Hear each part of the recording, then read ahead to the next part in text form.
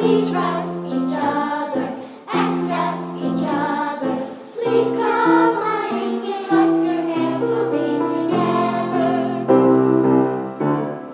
We're glad to see you, here you can be you. Give us your hand, we're glad to join us in being kind to each other, true to each other. Please come on in, give welcome all in peace and love.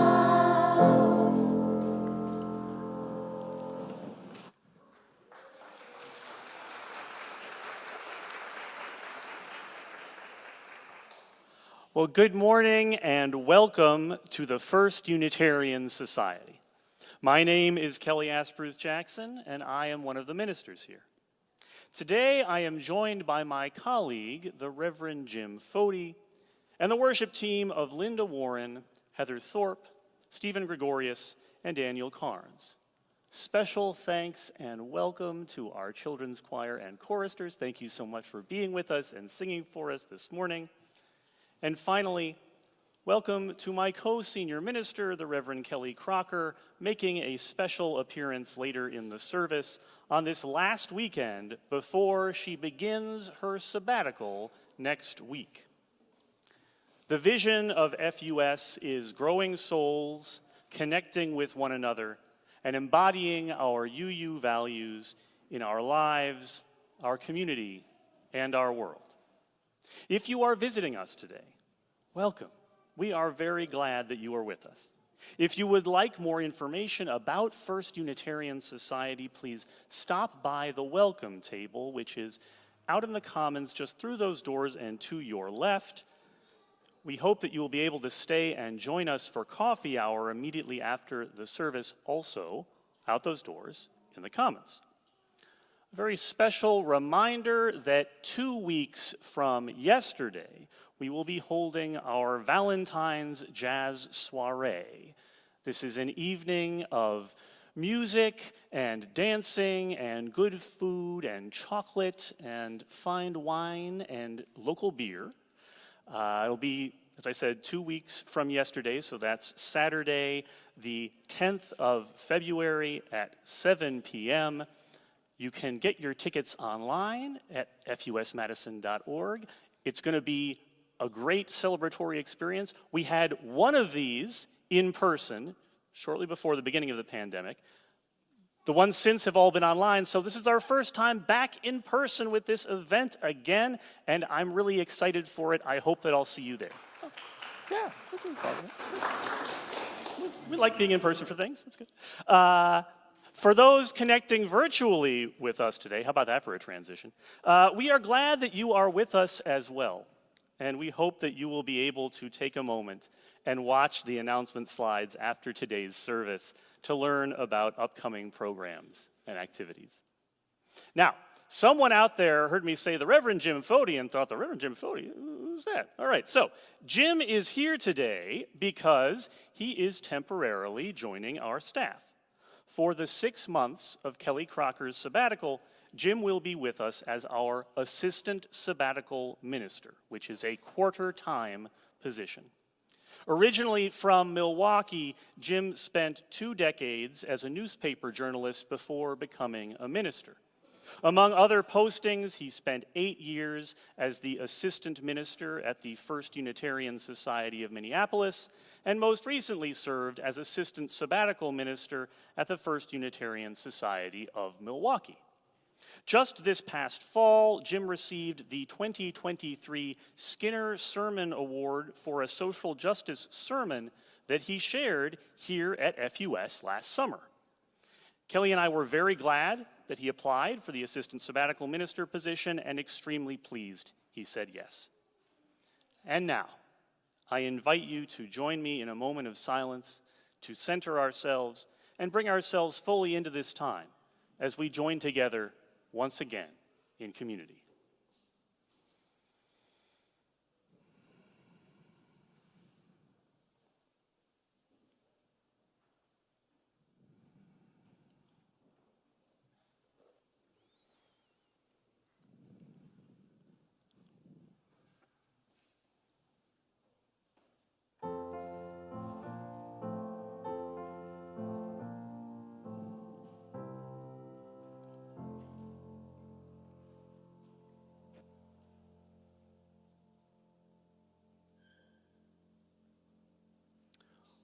Welcome all who seek renewal in a weary world.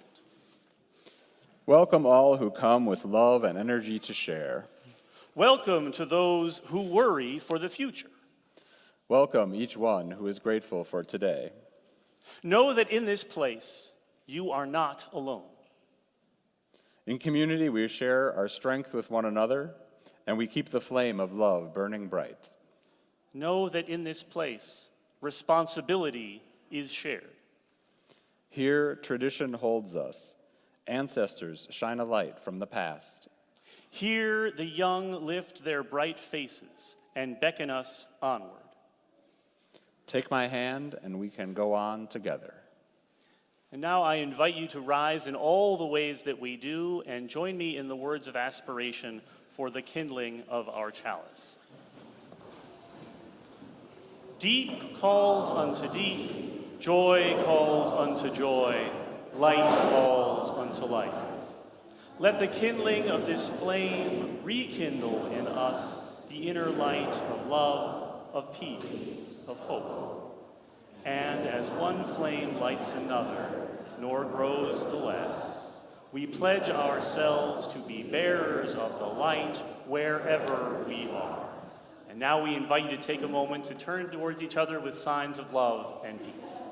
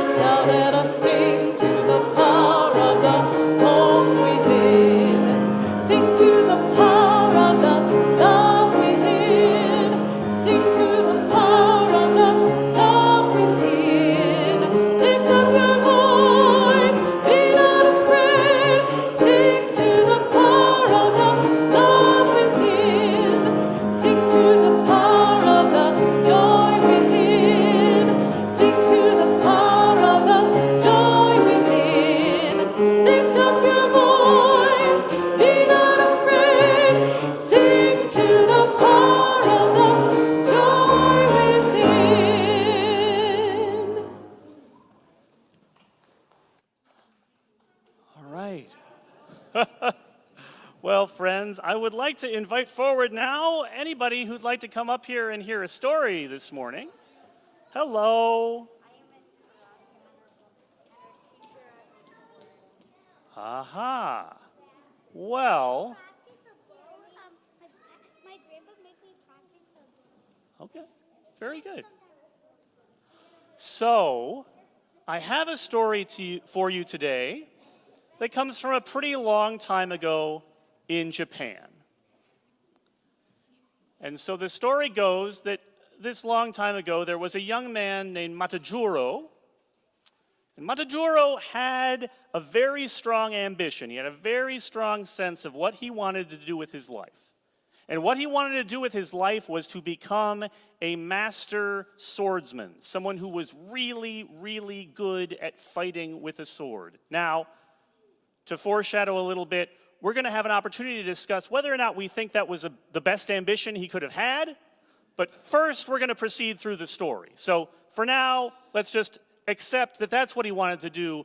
and we'll save our judgments about what he wanted to do until a little bit later in the discussion. So Matajuro really wanted to be the best possible swordsman that he possibly could.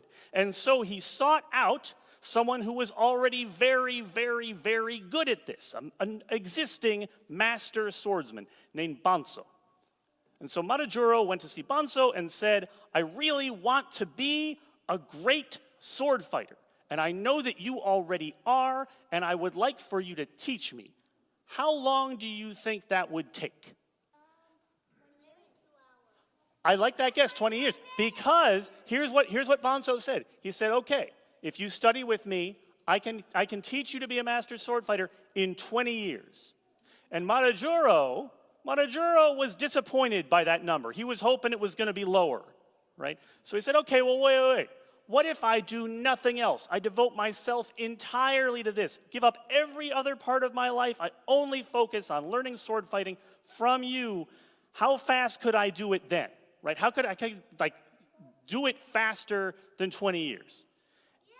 And just a second. And Banso said, if you do nothing else, if you give up everything else in your life, you focus only on this, it'll take you 50 years. Because anyone who is so focused on this one goal that they give up everything else is never going to actually pay enough attention to what they're doing to learn as efficiently as someone with a more diverse life. So, that's what Matajuro got from Banso. 20 years, regular pace, 50 years, accelerated pace.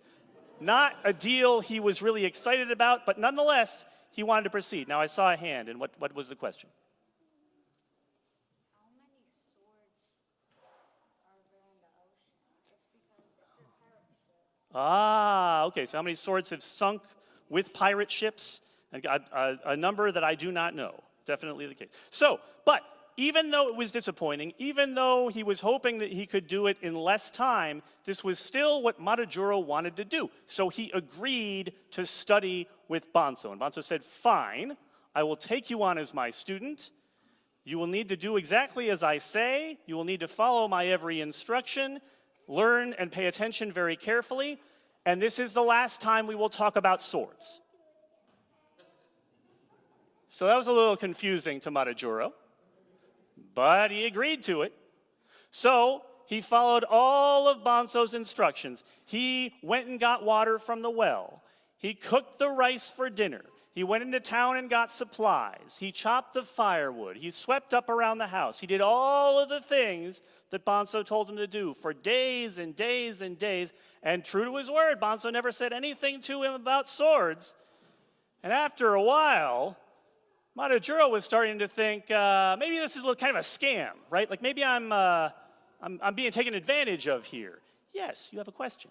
What if there's 0 swords? What if there's 0 swords? Right, he came there to learn about swords. So far there's 0 swords. He's very concerned about this. It's not what he was hoping for. So, one day when he's thinking about all this and thinking about how I don't know if this is really the best plan for me, he's in the middle of something, in the middle of, let's say making rice, and without any sense that Banso was even anywhere around, he felt a hard tap on the back of his shoulder. And he turned around to see what it was, and there was Banso holding a wooden sword that he just tapped him with and said, too bad, not ready yet. Okay, that was surprising and didn't seem to make a lot of sense in context, but this kept happening. Matajuro would be going about his day, he'd be doing whatever he was supposed to be doing, and then out of nowhere he'd feel that strong tap on his back, and there was Banso again. He hadn't heard him coming, and it was like he had lost a sword fight without knowing that he was in one. So this went on for an even longer period of time, and again Matajuro was getting kind of worried, like, okay, I mean, there's a sword, kind of, it's wooden, I'm not holding it, I'm not sure what I'm learning here, but eventually, he started listening more carefully and paying more attention to the little hints that Banso was somewhere nearby. And when he was listening and watching and attending carefully to his surroundings, one day while he was sweeping, he had a sense that Bonso was nearby, and just as he was about to tap him strongly on the back with the wooden sword, he turned around and blocked it with the broom. And that was the beginning of Matajuro's proper training in how to fight with a sword. Are they going to do real stuff? Well, here's the point. Bonso's whole method of teaching how to fight with a sword was to get Matajuro to pay attention. And by paying attention, he would be able to defend himself from anyone else with a sword. So that was his whole training. And that's what they did the rest of their time together, the rest of those, about 20 or so years, as Bonso had promised. So, the story is that by learning to pay careful attention, Matajuro became a master sword fighter. He got his wish. He was able to attain his goal. So now let's talk about, do we think that paying attention, that is the only thing you can do with that being a good sword fighter? No? What are other things that you could do well by paying attention? Thoughts? Yes. You could make art. Yes. An artist needs to be able to attend carefully to the world around them, the source of their inspiration, and then also to the work that they're doing to make art. Very good. Yes. Anything else we could do well because we pay careful attention? Yes. If you pay careful attention, you can tell what you're supposed to do. Like, are there instructions? Are there rules? Are there things that are expected of you? Yes. What happens if a sword strikes somebody? Yes, well, in this case, he got a sharp tap on his back because it was a wooden sword. But in general, if a sword strikes somebody, it goes a lot worse for them. Yes. Literally anything else. Yes, attention is a skill which we can apply to a wide variety of things in life. And so we might say that perhaps there was something better for Matajuro to do with that skill than fighting with a sword. Yes.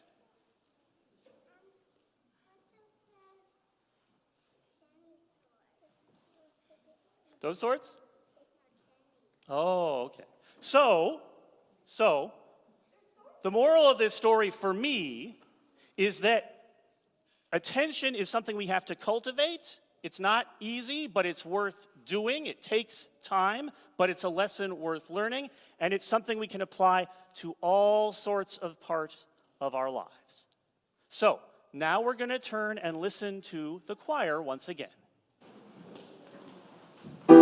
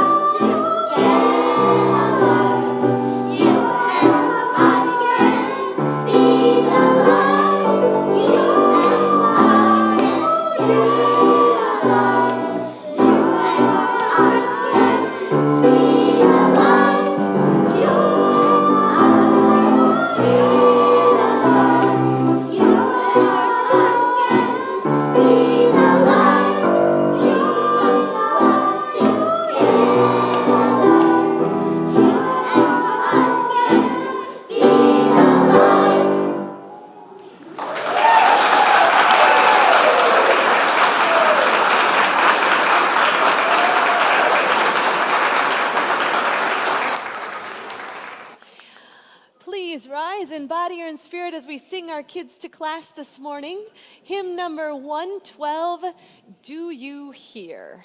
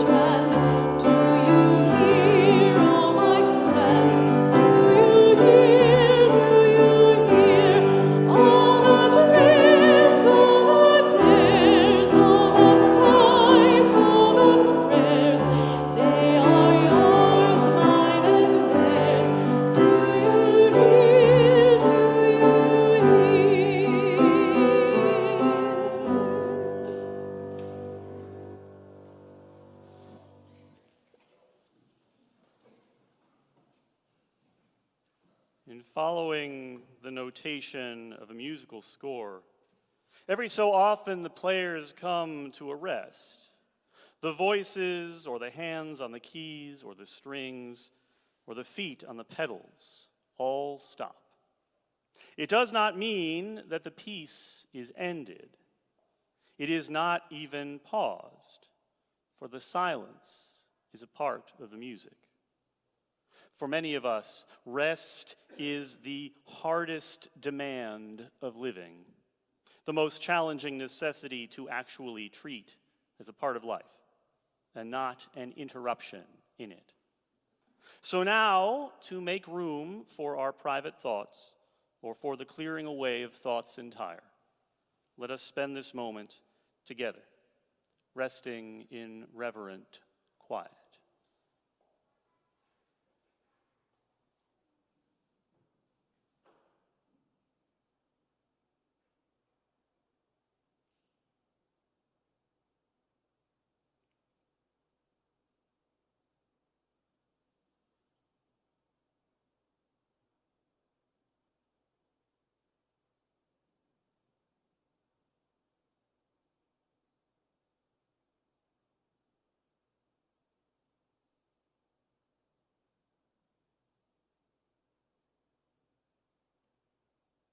Amen.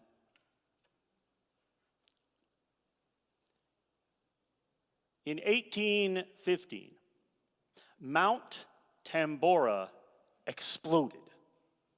The volcano on the island of Sumbawa in the Indonesian archipelago began what was already a major eruption on April 5th of that year. The rolling explosions, hot lava flows, and fonts of volcanic ash continued for days, growing in intensity until the 10th of the month, when the whole mountain turned, according to one report, into a flowing mass of liquid fire. It was one of the most powerful eruptions in recorded history, raining fire and stones onto the native inhabitants of the island for days on end.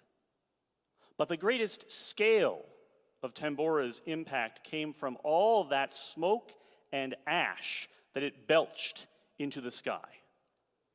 There was so much of it, and perhaps in just the right place, coming at just the right time, that all that volcanic dust threw off the weather for the next 3 years on a global scale, pushing the planet's average temperature down by more than 1 degree.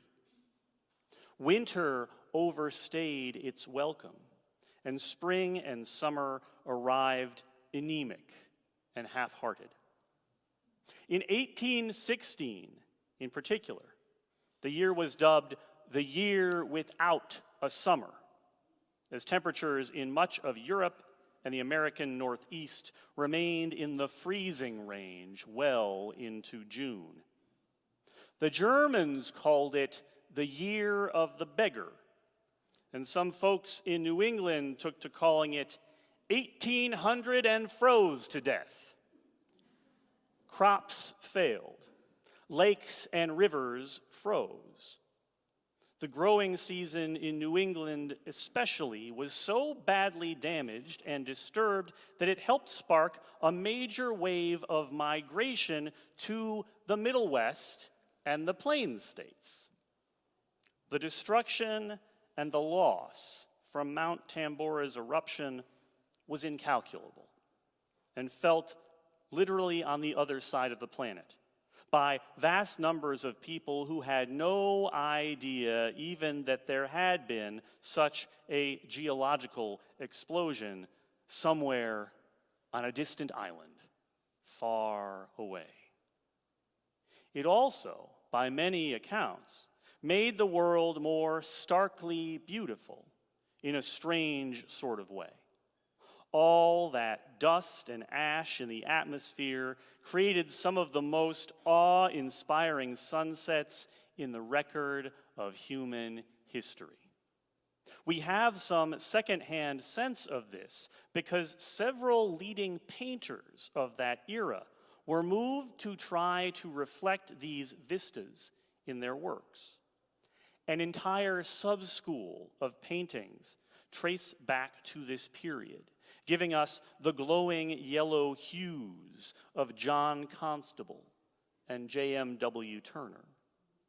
And in just one other odd cultural credit that we owe to Mount Tambora, we have its eruption to thank for the story of Frankenstein and for the prevalence of modern vampire literature. You see, amidst the gray, freezing rains of June 1816, Mary Shelley, Percy Shelley, and Lord Byron and some of their friends found themselves stranded on a holiday where spending nearly any time outdoors was somewhere between miserable and dangerous. So they stayed inside and distracted themselves with a story writing contest. This is where Mary wrote her famous novel, Frankenstein. And it also sparked a story that became the first modern vampire tale written in the English language. Oh, and it's also possible that the high cost of oats to feed horses helped to facilitate the invention of the bicycle. This coming week, on Thursday, our minister, Kelly Crocker, begins her sabbatical for 6 months.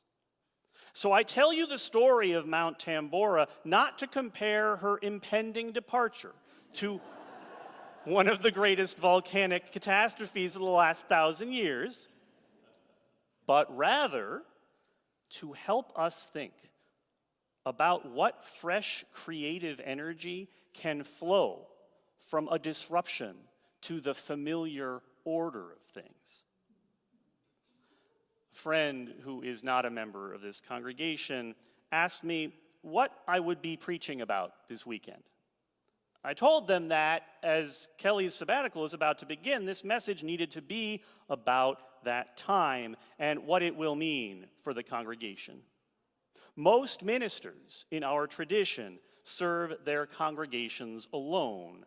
So because Kelly and I have the privilege of working together, I have the opportunity and the responsibility to set a course with the people I serve among for how we will be together these next 6 months.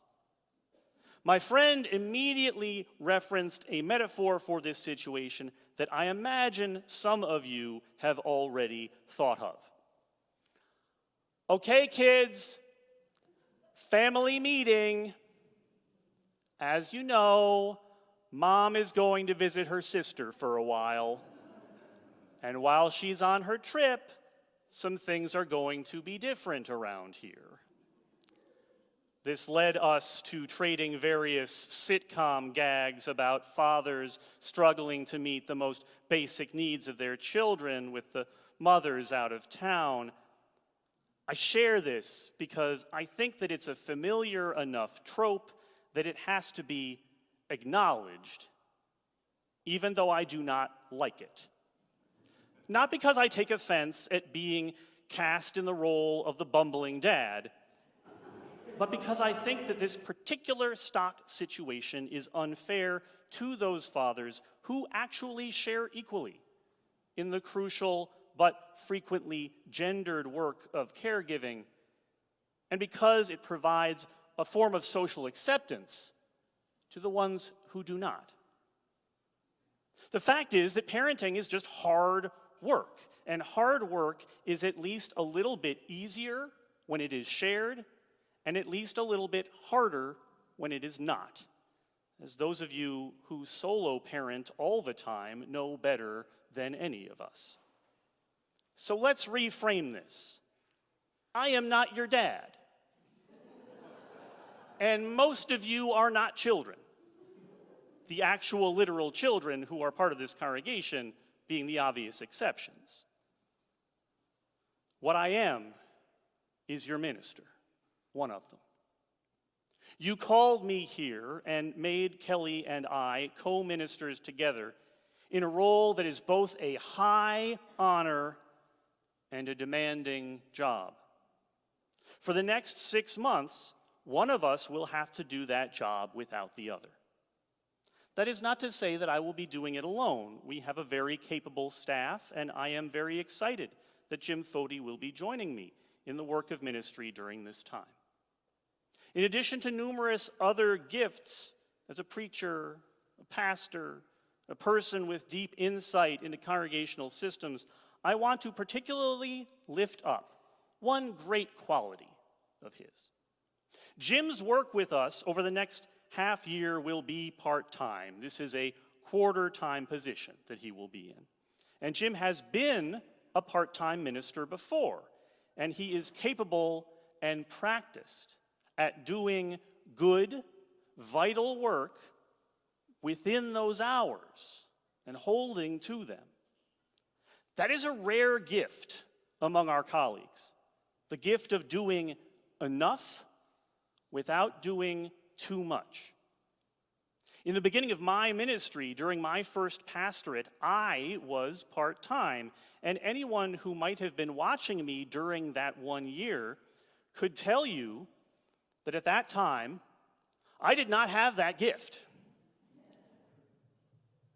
In her message to us last weekend, Kelly told us that sabbatical says to a minister the same thing that was recently said to her, lovingly, by one of you.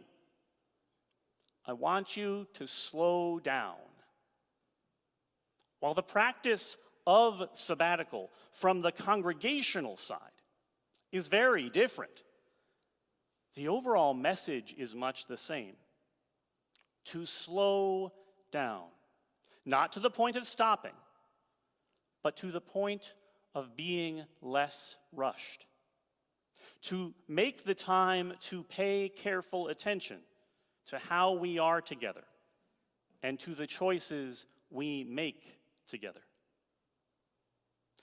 Another thing that Kelly mentioned in her reflection last week, she asked you to check on me for her and to ask if I needed anything. She warned you that I would say that I don't, that I'm fine, and that you had better ask again. Clearly, we have been working together long enough that we know each other's foibles well.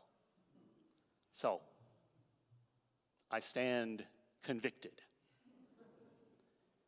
If we are to use this time of change and difference to grow and learn from the opportunity, I should model the practice. So let me depart from my usual habit and tell you what I need. If you have attended one of our town hall meetings over the last 2 weeks, or if you've watched the video from the first one, then you know that our congregation is at a financial inflection point this year. Basically, a series of one-time sources of income, mainly government support during the pandemic and capital campaign reserves from years before that, have allowed us for the better part of a decade to pass and fulfill annual budgets that spent beyond our sustainable base of income. That, of course, being first and foremost the giving pledged by our membership, as well as the annual contribution from our foundation and rental income from our buildings. This next fiscal year, beginning in July, is when those one-time sources will be expended.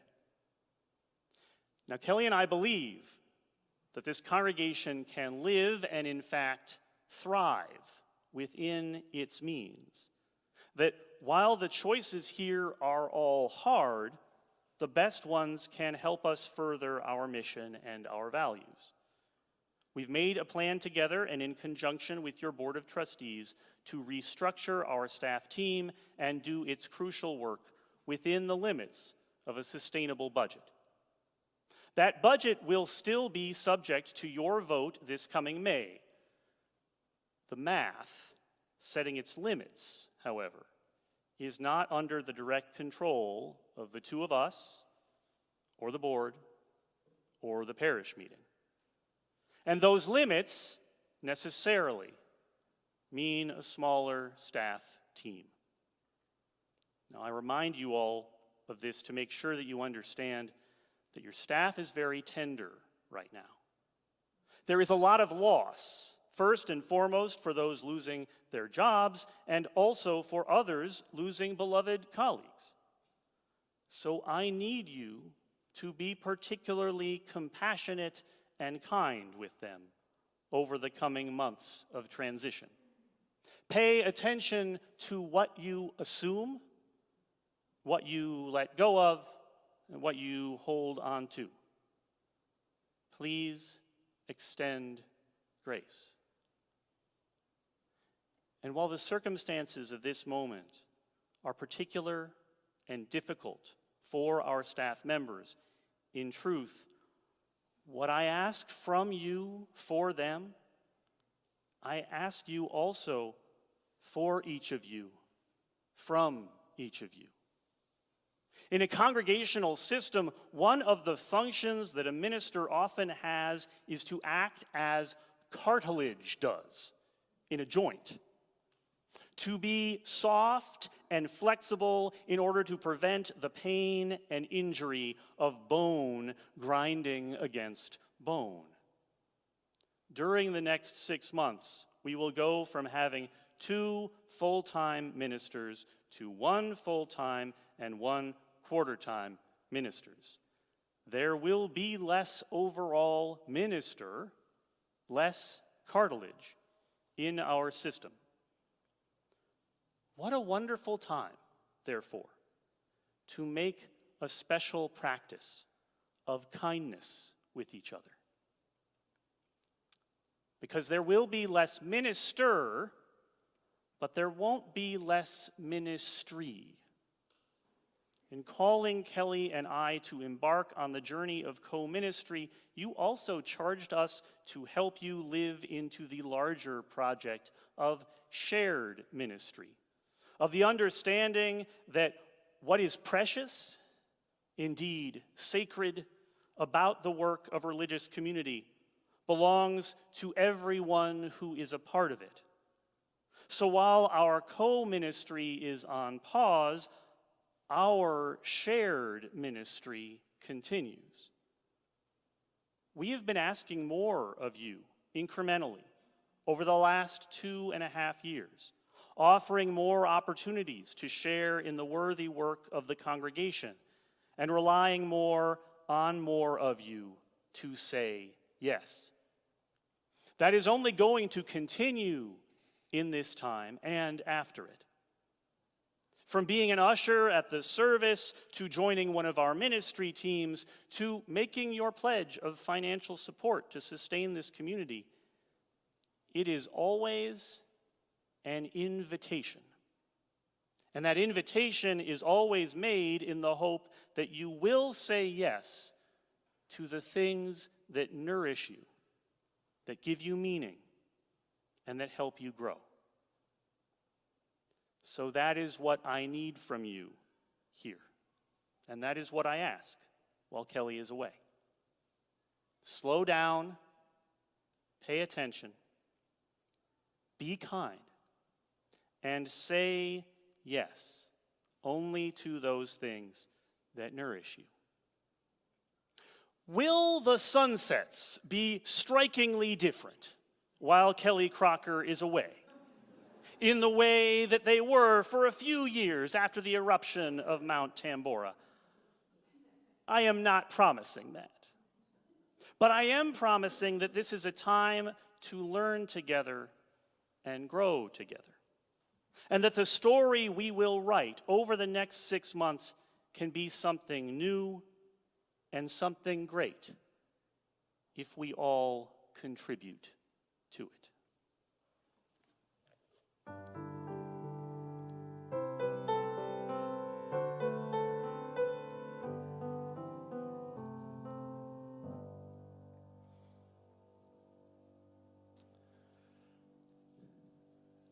As Reverend Kelly C. prepares to begin her 6-month sabbatical this Thursday, and as we prepare as a congregation for our own work during that time, let us take this moment to offer our blessings and best wishes to each other. Kelly, will you come join me here?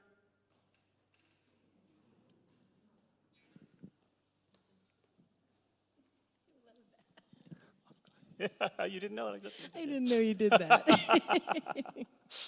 That hangs in my office, and I didn't know that he did that, so I was surprised. I am grateful for my ministry with you and the gift of this opportunity for spiritual, emotional, and professional renewal.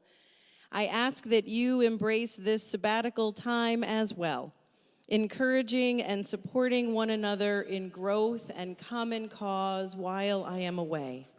I bless the good work that you will do with one another while I am not here to do it with you. When any friend goes off on a long journey, it is good to share a blessing for safe and happy travels. So let us offer one to Kelly now.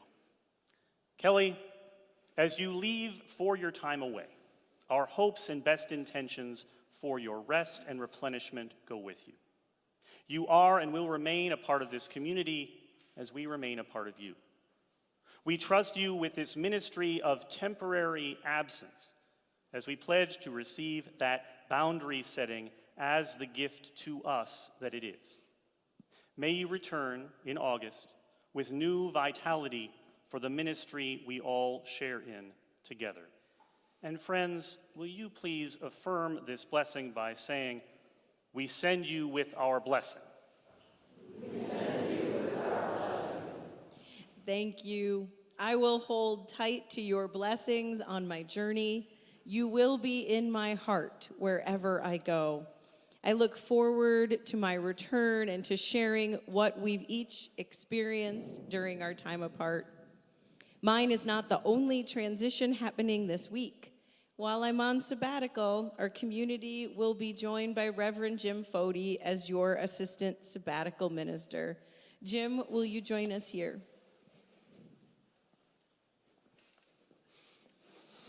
Thank you, Jim, for being with these good people while I cannot be. I bless you in your work among them with the hope and expectation that the gift of your labors will be returned to you. Thank Jim. you. Oh, sorry, it's you. New guy. Sorry, I'm the new guy. That's okay. We're working it out. Jim, I welcome you as a colleague, and I look forward to this time in which we will serve this congregation together. Now, friends, I hope that you will greet Reverend Jim's presence among us as a preacher, a pastor, a teacher, and a whole person. And if you are prepared to do so, will you please say, "Welcome, Jim"? Welcome, Jim. Thank you. I'm glad to be here among you. To you, Kelly AJ, I look forward to working with you. And to you, FUS, I greet this opportunity for relationship with curiosity and joyful anticipation. And to you, Kelly C, rest well. Every change holds loss, and every change also holds possibility. May this beloved congregation and everyone who is connected by it be strengthened and nurtured by the possibility we now embark upon.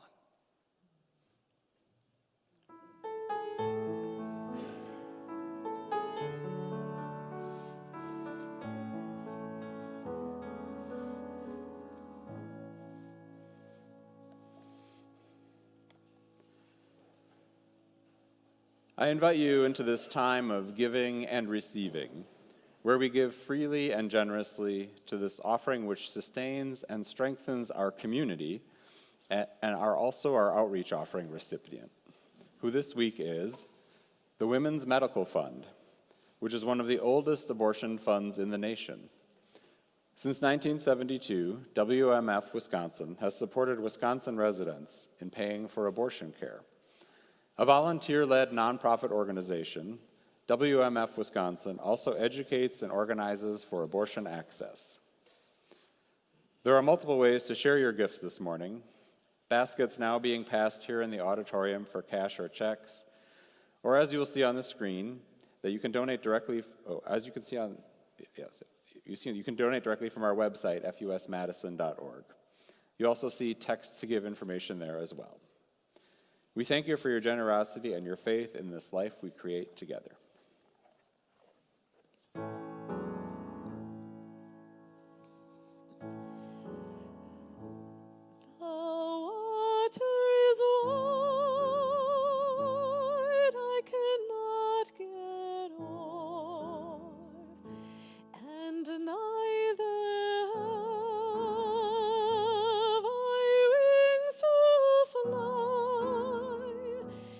Give me a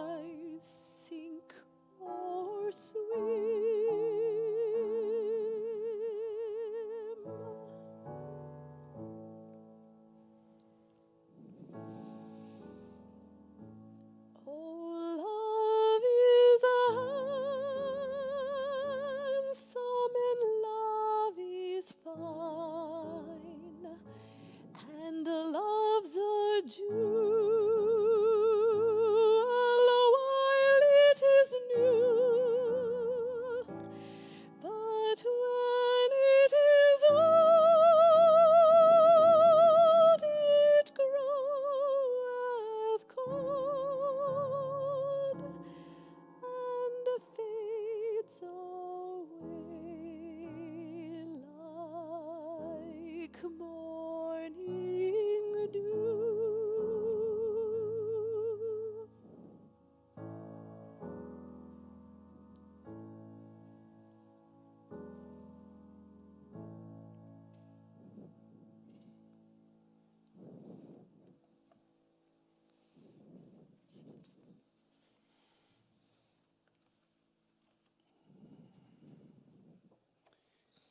Each week we gather, carrying in our hearts the joys and losses of our days.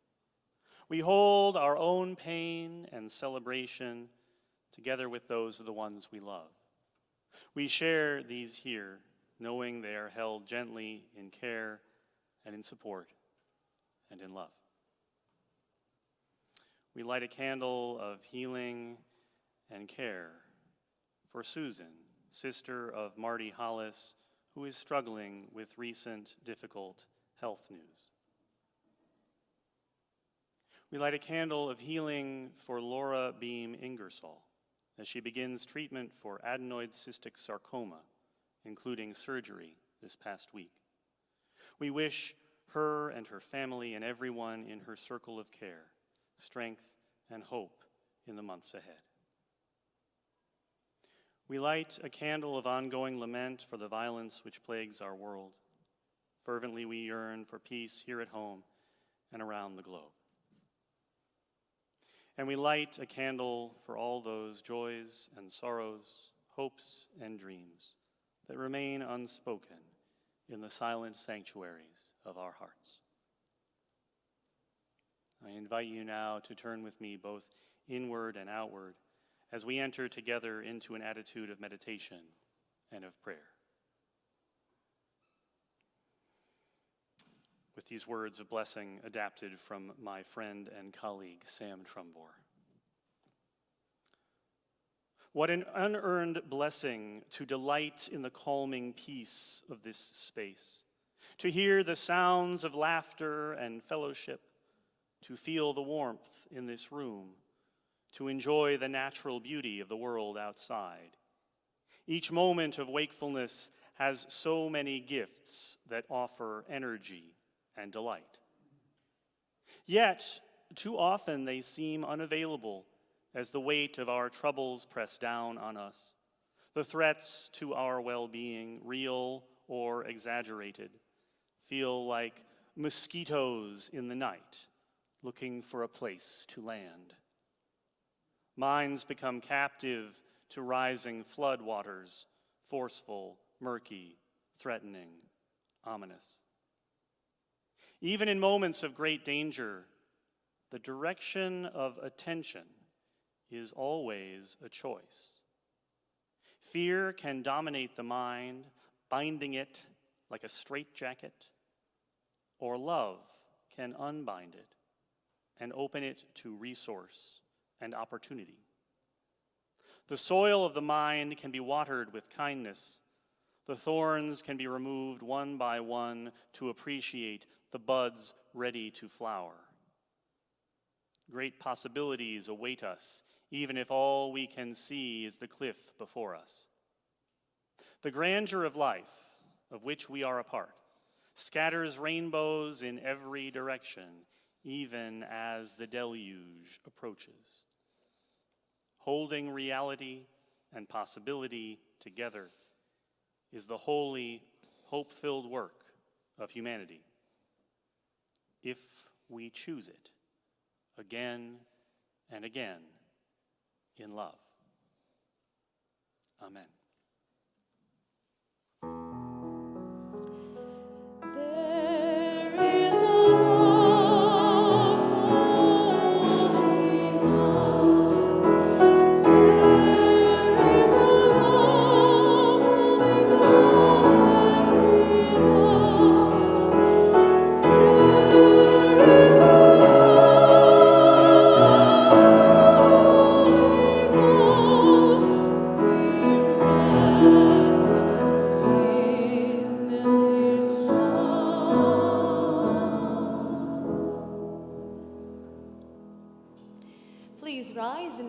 are in spirit and join in singing our final hymn, 1064. We think you know it, Blue Boat Home.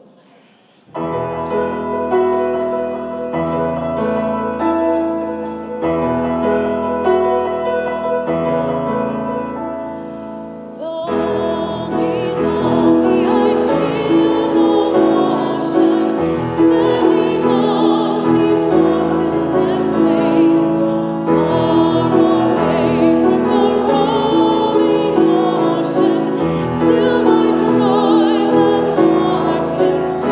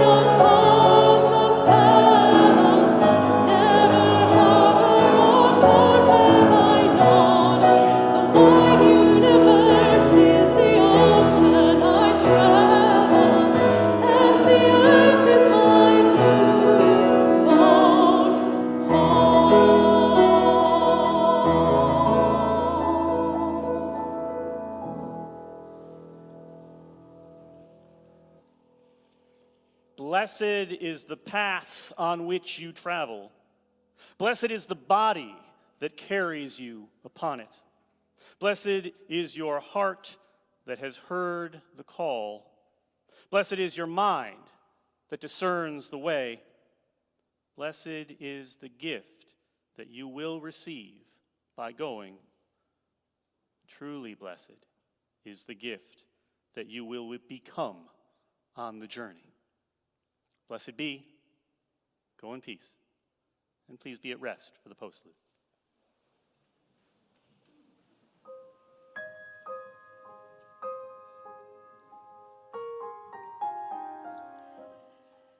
Down yonder green valley where streamlets meander, when twilight is fading, I pensively rove, or at the bright noontide in solitude wander, amid the dark shade of the lonely ash grove. 'Twas there while the blackbird was joyfully singing, I first met my dear one, the joy of my heart. Around us for gladness the bluebells were ringing. Then little thought I how soon we should part.